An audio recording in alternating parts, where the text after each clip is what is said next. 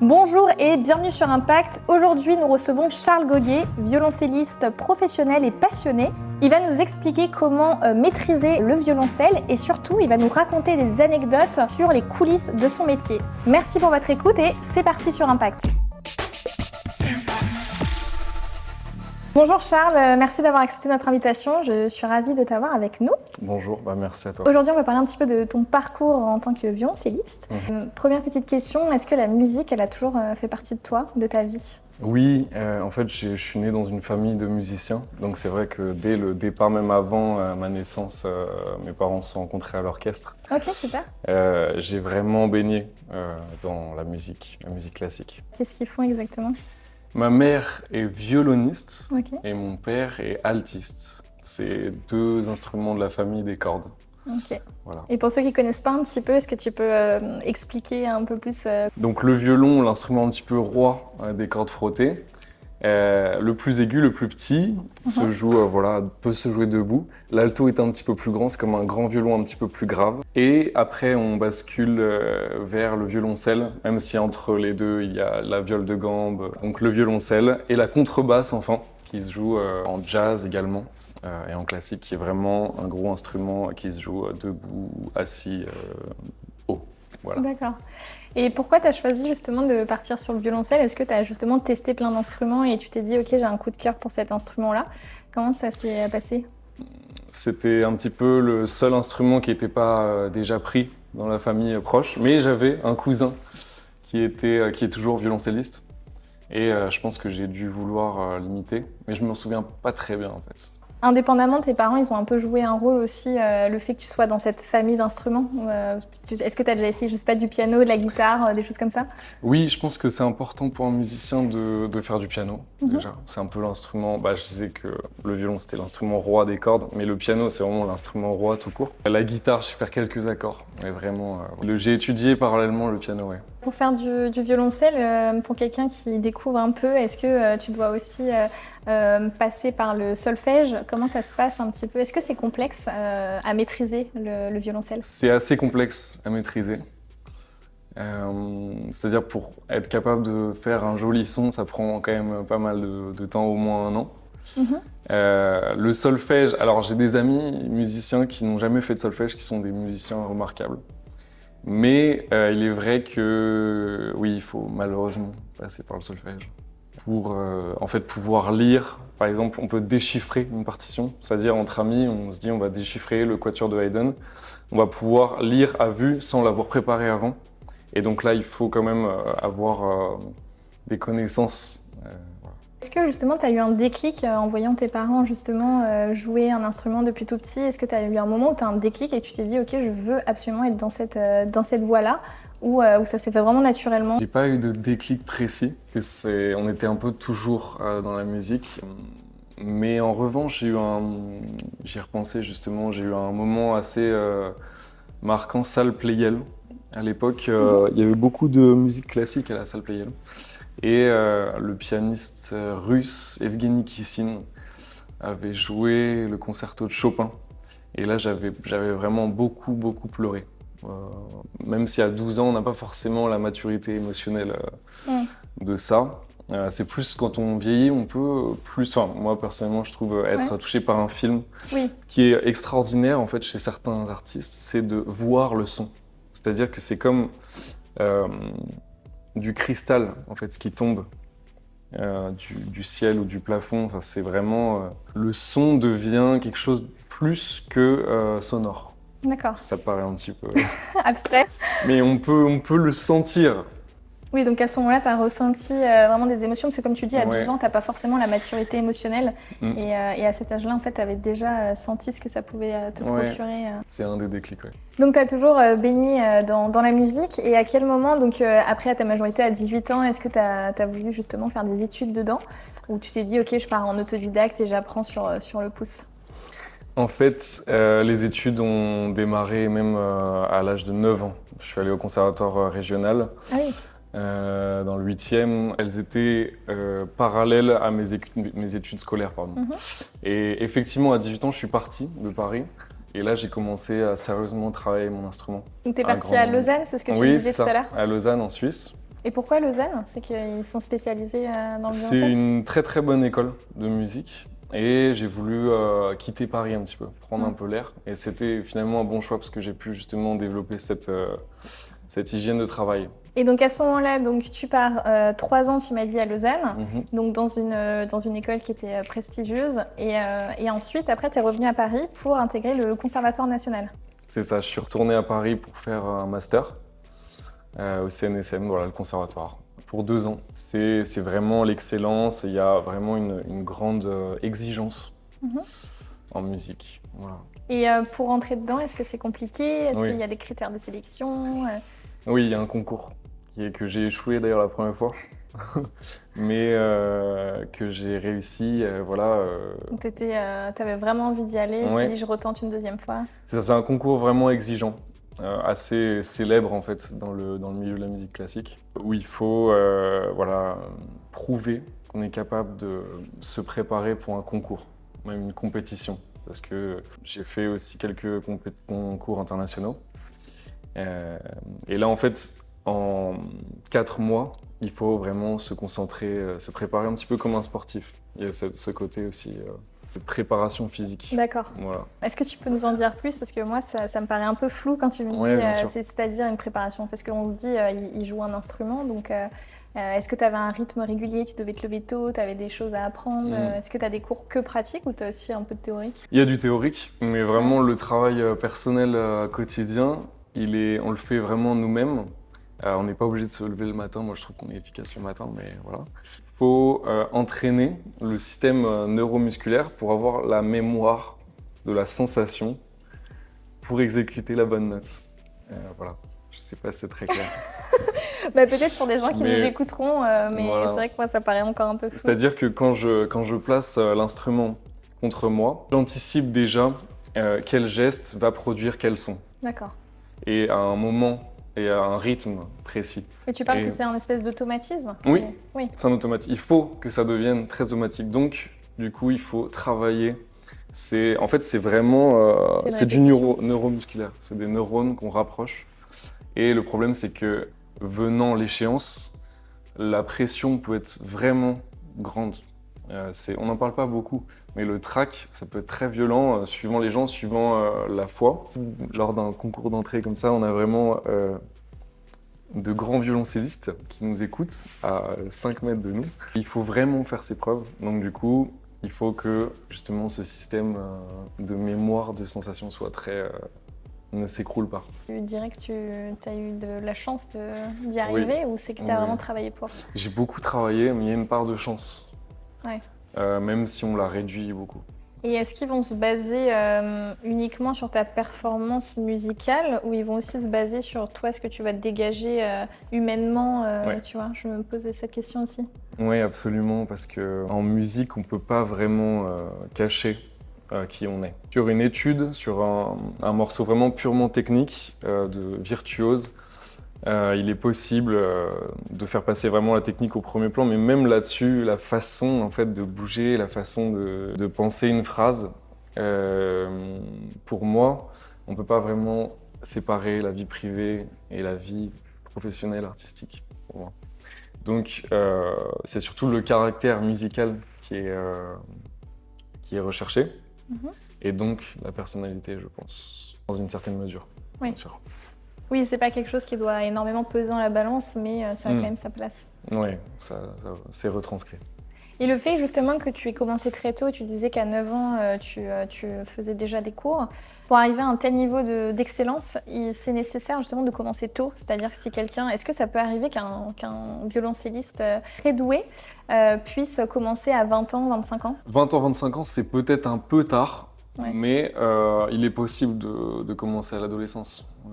C'est tout à fait possible. Ouais, mais c'est quand même mieux de commencer le plus Ouais. tôt possible. C'est un petit peu mieux pour que ce soit vraiment inscrit, mais en même temps, on a toujours fait des règles comme ça, nous les êtres humains, pour tout. L'histoire fait qu'il faut justement dépasser les règles. Ouais. Mais je pense que c'est possible. Oui, t'as pas d'exemples concrets de personnes autour de toi qui ont commencé tard et qui se débrouillent très bien? Pas extrêmement tard. Ouais. Mais tard, ouais. Et comment ça se passe au Conservatoire national? Est-ce que justement tu as vraiment une pression ou une rivalité avec certains élèves? Est-ce que ou plutôt c'est une ambiance plutôt bon enfant? Comment ça se passe? Parce que tu te dis justement c'est comme c'est compliqué d'y arriver, les places sont assez chères entre guillemets. Ça se passe comment? Est-ce que tu t'es fait des amis proches là-bas? Oui, bien sûr. Une fois qu'on y est, on est tous contents d'y être. De toute façon, la compétition, elle est surtout au moment du concours, mais c'est surtout dans notre tête, parce qu'au final, il arrive jamais. euh, Ça m'est jamais arrivé que quelqu'un déstabilise un autre. Ça existe pas vraiment. Chacun est vraiment dans sa bulle. Un rapport d'émulation, je pense, existe beaucoup à travers des classes collectives, c'est-à-dire qu'on joue devant les autres. Ça, c'est assez stressant. Parce que c'est vrai qu'on se jauge un peu les uns les autres, mais il n'y a pas de véritable compétition. La compétition, elle est... Mais comme tout sportif, elle est contre soi-même, évidemment. Est-ce que les professeurs aussi, ils vous mettent une pression? Comment ça se passe pour quelqu'un qui est jamais rentré dans le conservatoire? Est-ce que tu peux rentrer chez toi le soir avec la boule au ventre et te dire ah, mais j'ai pas réussi à faire ce que je voulais faire? Comment ça se passe l'ambiance là-bas? On est formé pour être quand même assez critique envers nous-mêmes. C'est ça qui est compliqué, c'est justement l'équilibre entre la confiance et le doute qui est nécessaire aussi pour travailler d'autant plus dur.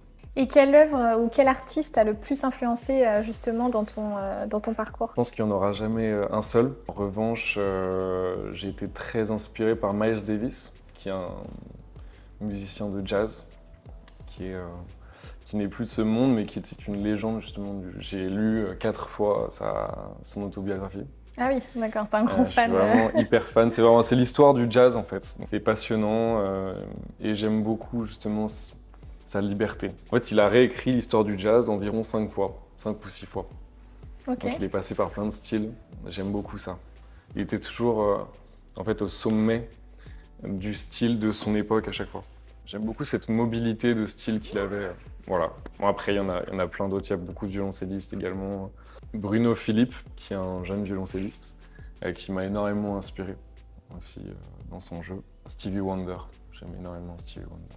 Et Ravel, compositeur. À quel moment tu as eu envie justement de rajouter le chant à ton violoncelle? J'ai longtemps été plongé dans l'opéra parce que justement on allait tous les étés à Orange, au Collège d'Orange, avec mes sœurs, écouter l'orchestre de mes parents qui accompagnait de grands opéras. À l'époque, ça ne nous bottait pas tant. En fait, on devait vraiment écouter les opéras de plusieurs heures. Mais je pense que ça a dû tourner dans ma tête pendant toutes ces années. Et j'ai commencé à faire du chant en jazz notamment. Ça doit être compliqué, non? Oui, assez. Il faut connaître les accords, le texte. Je le faisais vraiment pour le plaisir, mais en fait, il se trouve que c'est devenu une passion. Et donc, je me suis orienté vers le chant lyrique, le chant d'opéra. Ah oui, d'accord. Voilà. Et ça, est-ce qu'il y a une maîtrise particulière? Est-ce que tu as pris des cours de chant? Tu as fait comment? Je prends des cours avec un ancien professeur, justement, du conservatoire. Mais pas de façon très régulière. J'essaie de chercher tout seul. L'émission vocale, c'est quelque chose d'assez énigmatique et propre à chacun. On a tous une respiration différente, un larynx différent. Donc, l'émission vocale, c'est vraiment quelque chose de très très personnel, même si évidemment on peut s'appuyer sur des écoles. Et est-ce que tu penses que tout le monde peut chanter? Ou s'il y a des gens qui chantent vraiment faux, tu te dis c'est peine perdue, irrécupérable? Je pense que oui, la plupart des gens peuvent chanter, pardon. Il faut que les cordes vocales soient une certaine solidité pour le lyrique. Je pense que c'est complètement possible de chanter, si on veut chanter de la pop, du jazz, même du lyrique en fait. Oui, je pense. Tu chantes également avec ton violoncelle. Est-ce que ça t'arrive aussi de faire l'un sans l'autre ou tu penses que les deux sont vraiment indissociables? Justement, en lyrique, c'est sans violoncelle. D'accord. Parce que ce sera justement un piano qui m'accompagnera dans les airs. Un piano, d'accord. Et en jazz, ce que j'adore justement, c'est avec le violoncelle, c'est qu'on peut tout faire. Ça peut jouer le rôle d'une guitare, d'une basse ou de la partie thématique. Je m'en sers comme support pour donner l'harmonie de la chanson, de la ballade en jazz, par exemple. Aujourd'hui, l'IA est omniprésente dans notre quotidien et surtout dans la musique. Justement, est-ce que tu penses que l'IA va remplacer les musiciens? L'IA remplacera les musiciens. quand le public sera des IA. Tu m'avais dit tout à l'heure que tu avais déjà aussi travaillé avec des orchestres. Est-ce que c'est quelque chose qui t'attire ou tu préfères vraiment travailler en solo ou en quatuor, comme tu me disais tout à l'heure? Je préfère effectivement travailler, oui, en quatuor ou en solo. Ce qui est génial avec les concerts en quatuor que je fais, c'est vraiment avec mes amis. Donc c'est ça, partager la scène avec des gens qu'on aime, c'est absolument, voilà, c'est indicible. C'est extraordinaire. J'ai pas mal de projets solo également. Donc je me produis aussi pas mal dans justement les styles un peu plus pop et actuels aussi en solo. Ça peut même être avec un support d'enceinte. Ça peut être avec une sono derrière moi. Et quand tu travailles avec tes amis, est-ce que c'est avec d'autres violoncellistes ou alors tu préfères justement collaborer avec des personnes qui vont travailler avec des instruments qui vont se compléter? En quatuor, il y a un alto et 2 violons. Donc le plus souvent, je joue avec ces instruments-là. Est-ce que pour toi, ça peut être justement contraignant de travailler en orchestre comme tu l'avais déjà fait? Parce que tu dois aussi peut-être être plus attentif à ce qui se passe. Tu as une responsabilité aussi quelque part. Tu vois, s'il y a quelque chose qui foire, entre guillemets, Ouais. ça peut se retourner contre toi. Je pense que je ne suis pas un très bon musicien d'orchestre, pour le coup. Ouais. C'est pour ça que je m'en suis un petit peu éloigné. J'ai vraiment envie d'exprimer en fait des idées avec mon violoncelle, ce qui est assez difficile à faire en orchestre, parce qu'en orchestre, il faut justement créer un son de groupe. Donc on est 10 violoncellistes à faire la même partie. Et donc, il ne faut pas faire ressortir trop sa personnalité artistique, justement. Il faut savoir se vraiment mettre en retrait. Voilà, mais c'est extraordinaire de rendre service à des grandes symphonies, à des choses vraiment qui nous dépassent. C'est un petit peu notre religion, en fait, la musique. Que ce soit dans le classique ou autre style. On rend hommage. En fait, le concert, c'est une célébration d'une création qui a été faite par des compositeurs qui sont allés très très loin à l'intérieur d'eux-mêmes et qui ont retranscrit voilà, ces œuvres qui sont tellement profondes. Et bon, c'est très difficile de trouver justement les adjectifs.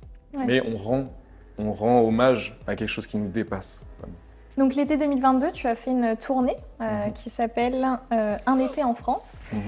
Comment ça s'est passé? Tu es allé dans plusieurs villes. Raconte-nous. Oui, tout à fait. Je suis allé dans plusieurs villes, dont une du Perche et un concert à Meaux. C'était aux côtés de Gauthier Capuçon, qui est un immense violoncelliste. Jouer à ses côtés était vraiment quelque chose d'extraordinaire. Moi, j'ai toujours été fan de lui, comme énormément de violoncellistes de ma génération. Et j'ai pu jouer à côté de lui. Donc j'ai vu un petit peu, on a passé même 3 jours en fait ensemble. On était avec 2 autres musiciens. On a même fait un footing ensemble.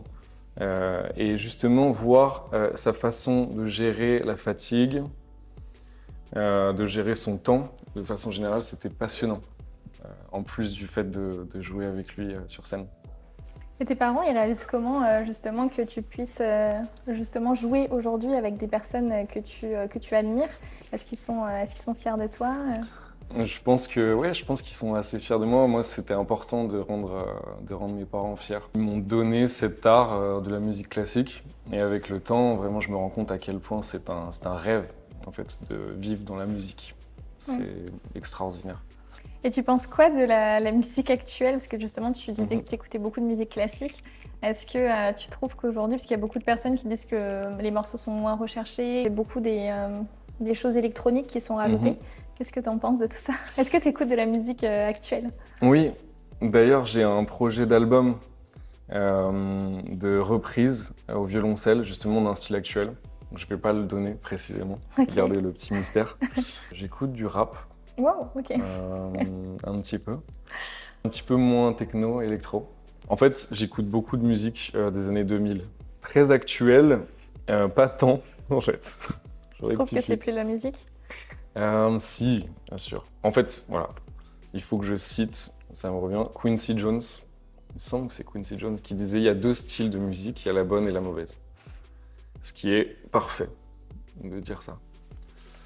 Est-ce qu'on peut toujours fabriquer voilà, des courants, des styles avec des arbres généalogiques de la musique, mais en fait, c'est pas ce qui compte. Pour toi, une musique justement qui compte, c'est quelque chose qui va rester dans la temporalité, Ouais. Exactement. Oui, c'est vrai qu'aujourd'hui, il y a des musiques qui vont être plus des effets de mode Ouais. et qui vont être dépassées au bout de quelques semaines, quelques mois, Ouais. qui vont pas forcément rester. Par exemple, Vivaldi a pu rester, Mozart aussi, entre autres, hein, ont pu vraiment... Rester à travers les siècles. ouais. Ouais. Et ils ont toujours une valeur actuelle assez importante. Justement, on en parlait tout à l'heure, tu t'es produit dans pas mal de salles aussi. Est-ce qu'il y a un endroit où tu as joué, même que ce soit à l'extérieur, dans la montagne, je sais pas, un endroit qui t'a vraiment marqué, où tu t'es dit waouh, je suis tellement fière de pouvoir me produire ici. La Tour Eiffel, par Ah. exemple. La Tour Eiffel, c'était Génial. sympa. Au premier étage de la Tour Eiffel, c'était cool. C'était justement un concert Candlelight avec l'Agence musicale de Paris. C'était génial en tant que Parisien. Voilà, on voit toujours cette tour magnifique. Ouais. Et souvent, en Et, tant que Parisien, personne n'y monte généralement. Enfin, Exactement. c'est souvent les touristes qui vont prendre le temps d'y aller. Exactement, c'est ça. Donc c'était particulier d'y monter et de jouer. Ouais. Et de faire monter le violoncelle aussi au 3e étage. On a pu... là, c'est sympa. C'était quelque chose. Donc justement aussi, on en parlait tout à l'heure, tu disais que tu avais aussi fait donc l'aventure Candlelight. Est-ce que tu peux nous raconter un petit peu comment ça se passe? C'est un endroit donc avec des bougies, nous raconter un peu l'expérience qui est donnée aussi aux personnes qui participent. Donc c'est des centaines de milliers de bougies. Des vraies Et- bougies. Non, des fausses. Pas mal. Compliqué. J'ai cru la première fois que je suis venu Ouais. que c'était des vrais. Bah, d'ailleurs, j'ai un ami qui jouait et qui a fait tomber sa veste dans les bougies. Et il y a un vieux monsieur qui a fait attention. C'est très très bien fait. Mais ce sont des fausses, ouais. Oui, je me doutais, même pour le côté logistique de devoir Ouais. toutes les allumer. Ouais. L'atmosphère est intimiste, ouais. On se retrouve un petit peu au coin du feu, c'est une bonne atmosphère. J'ai pu justement visiter beaucoup la France grâce à ces concerts. Ça fait plaisir de visiter la France comme ça. Qu'est-ce que tu attends justement du public dans ces moments-là? Est-ce que tu attends un calme absolu et qu'il soit réceptif à ce que vous allez dégager comme énergie et comme production musicale? Ou est-ce que tu te dis parfois j'aimerais bien qu'ils dansent avec nous, qu'ils chantent? J'aime justement un public qui est proche de nous. J'aime beaucoup regarder le public en jouant. Ça doit être déstabilisant un peu. Oui, un petit peu. Il faut bien connaître sa partition. Oui. Mais j'adore voir les gens et avoir un contact un petit peu plus étroit avec eux. C'est vrai que nous, on est très concentrés et il y a beaucoup ce côté, le musicien qui est concentré par sa performance et le public qui écoute. C'est vrai qu'il y a une sorte de, en même temps, une très belle chose dans le fait de voir un artiste performer. Mhm. C'est très beau. J'aime bien le côté interactif avec le public. Donc, j'aime bien aussi jouer debout. Normalement, le violoncelle se joue toujours assis. D'accord. Et regarder le public. Oui, si c'est un style qui s'y prête, il peut même participer. Ouais. Est-ce que ça t'est déjà arrivé aussi de te tromper, de faire une bêtise où tu te dis « Ah non, j'aurais pas dû faire ça » Et est-ce que parfois ça se ressent aussi dans le public où tu te dis « Bon, ça va passer inaperçu Dans certains concerts, on ressent pas mal de doutes sur ce qu'on fait. Ça dépend de à quel point on a travaillé ou pas. Et c'est vrai que on peut voir la vidéo de ce qu'on a fait et on se rend compte que c'était pas si mal finalement. Et parfois l'inverse, des fois on est trop confiant et en fait c'était vraiment beaucoup moins bien qu'on le pensait. Un jour je jouais au cabaret Le Paradis Latin et j'étais tellement en bord de scène, tellement dans l'action et tellement en train de vraiment foudroyer le violoncelle que j'ai l'archet m'a échappé des mains. Et je l'ai rattrapé comme ça. Ça allait tomber en fait sur une table avec vraiment un repas magnifique. Et je l'ai attrapé et malheureusement, il y a un gros mot qui est sorti de ma bouche. Ouais, bah après, c'est la J'espère spontanéité. qu'il ne s'est pas trop entendu. Bon, ça va, t'as pu rattraper et sortir Ouais. un peu de cette catastrophe, quoi. Oui. Quel conseil tu donnerais justement à un jeune violoncelliste qui veut se lancer avec toute l'expérience justement que tu as pu avoir ces dernières années? Évidemment de travailler son instrument, beaucoup, mais de ne pas avoir peur de faire quelque chose de complètement différent. Oui, pour Et- toi, c'est important de casser un peu les codes. Oui, c'est ça. Moi, par exemple, je viens vraiment du milieu classique, de la musique classique, vraiment très académique. Et c'est extraordinairement beau, bien sûr. J'ai décidé de faire voyager mon violoncelle dans d'autres esthétiques, d'autres styles. Ça a déjà été fait. Je trouve que c'est important de rester bien libre en tant que musicien. Là, tu portes quel regard justement sur la nouvelle génération de musiciens? Je pense que le niveau, en tout cas en violoncelle, d'autres instruments, c'est beaucoup élevé. La jeune génération vraiment joue techniquement, c'est difficile de dire de mieux en mieux, mais la technique instrumentale évolue. Et justement, cette notion de liberté est d'autant plus importante. Je pense qu'on peut faire justement un lien entre les musiques actuelles et nos instruments. Mais ça, c'est mon point de vue. Après, c'est pas... Ouais. Je te demande pas que tout le monde pense comme ça. Ok. Est-ce que tu as des envies artistiques encore, au-delà même du violoncelle, hein, mais d'autres projets où tu dis ah mais ça j'aimerais bien le faire, le réaliser sur là les prochains mois ou les prochaines années? Ouais, carrément. J'ai un projet justement d'album, de reprise avec le violoncelle d'une esthétique actuelle. Voilà. Et ça devrait sortir plus ou moins en septembre. Et je travaille avec un ami compositeur. Donc voilà, ça c'est mon projet plutôt à court terme. Et puis en chant, d'avancer en chant, de travailler. Oui, tu as envie de te perfectionner et peut-être proposer des concerts aussi. Est-ce que tu as déjà fait des concerts où tu chantais? Oui, ouais. Surtout en jazz. D'accord. Un concert en chant lyrique aussi, un peu plus petit, voilà, dans des académies et dans un cadre un peu plus intime. Ouais. Et est-ce que tu considères aussi que tu as pas un don sur ta voix, mais que tu as des facilités par rapport à d'autres personnes? Peut-être pas un don particulier, mais j'ai de la chance. On m'a dit que j'avais des cordes vocales solides, parce que j'ai vraiment crié étant petit énormément, et il paraît que ça joue. Mais attends, pourquoi tu criais quand tu étais petit? Je sais pas. J'étais très colérique, très dynamique. Ouais. Et il paraît que ça joue. Et si tu pouvais choisir un lieu où tu aimerais jouer, ce serait lequel? Probablement dans un très bel endroit de nature, pourquoi pas un volcan par exemple. J'aime énormément la nature, jouer en forêt aussi, j'ai pas mal pratiqué mon instrument en forêt. Ça j'adore, ça pourrait changer un peu. Et donc pour terminer, quel impact tu as envie de laisser?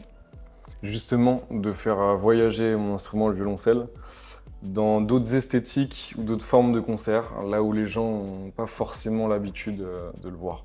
Voilà. Et voilà Charles, on arrive sur la deuxième partie de l'épisode. Donc on t'a apporté un bloc impact et à l'intérieur tu auras une petite surprise. Donc je te laisse t'équiper juste derrière, tu as des lunettes de protection. Extraordinaire, je me demandais, j'avais vraiment envie de les mettre depuis longtemps. Ok. Et je te laisse prendre le marteau. Allez. Donc à l'intérieur tu auras une petite surprise, donc tu vas pouvoir le casser. Je te laisse y aller. C'est parti. 3, 2, 1. Wow, ah oui, t'as mis de la force là. Et donc là, tu vas pouvoir soulever le petit bloc et tu as un mot à l'intérieur. Et tu vas pouvoir nous le lire. Nettoyer le parchemin. À toi de jouer. Bon, bah, je crois que c'est assez clair. Donc là, on va ramener ton violoncelle et tu vas nous jouer un morceau dans quelques instants. Avec plaisir. Et voilà, l'épisode est terminé. Merci pour votre écoute. N'hésitez pas à nous suivre sur nos réseaux sociaux, Instagram et TikTok. On est également disponible en podcast sur Spotify. Et retrouvez-nous bien sûr tous les dimanches à 19h sur YouTube. N'hésitez pas à vous abonner également à nos chaînes YouTube, à activer la cloche pour les notifications et également à laisser votre avis dans les commentaires. Merci et à très bientôt.